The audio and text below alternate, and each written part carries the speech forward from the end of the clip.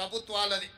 బడా పారిశ్రామికవేత్తలకు మాత్రమే తెలిసిన బ్యాంకింగ్ వ్యవస్థను జాతీయీకరణతో గ్రామీణ ప్రజల చెంతకు చేర్చిన ఘనత, ప్రతి పౌరుడికి బ్యాంకును అందుబాటులోకి తెచ్చిన గొప్పతనం ఆనాటి దార్శనికుల వల్లనే జరిగింది. 1947 వరకు ఆహార ధాన్యాలను దిగుమతి చేసుకుంటున్న దేశం భారతదేశం.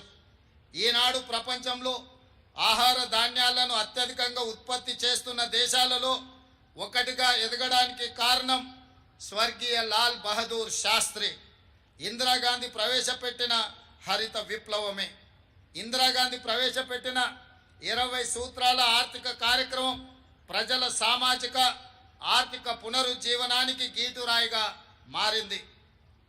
స్వర్గీయ రాజీవ్ గాంధీ ప్రధానిగా దేశం టెలికమ్యూనికేషన్స్ రంగంలో విప్లవాత్మక మార్పులకు నాంది పలికారు.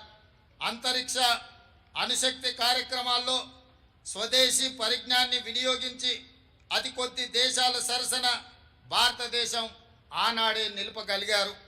స్వర్గీయ రాజీవ్ గాంధీ హయాంలో ఈ దేశానికి సాంకేతిక విప్లవాన్ని తీసుకురాగా ఆ తర్వాత ప్రధానిగా బాధ్యతలు స్వీకరించిన మన తెలంగాణ బిడ్డ స్వర్గీయ పివి నరసింహారావు గారు ఆర్థిక విప్లవాన్ని తీసుకువచ్చి భారతదేశ ముఖ చిత్రాన్ని మార్చి వేశారు.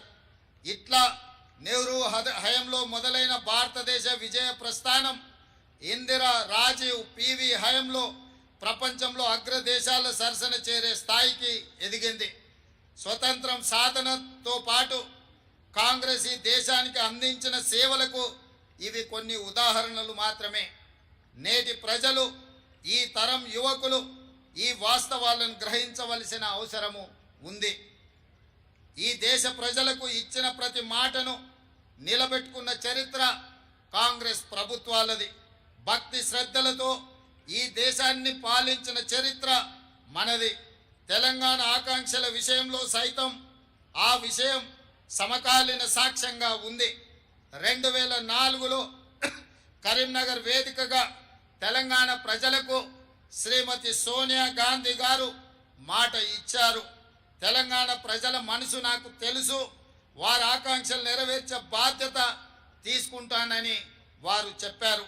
జూన్ 2, 2014 తెలంగాణ రాష్ట్ర ఆవిర్భావంతో ఆమె మాట ఇస్తే అది శిలాశాసనం అన్న విషయం మరోసారి రుజువైంది.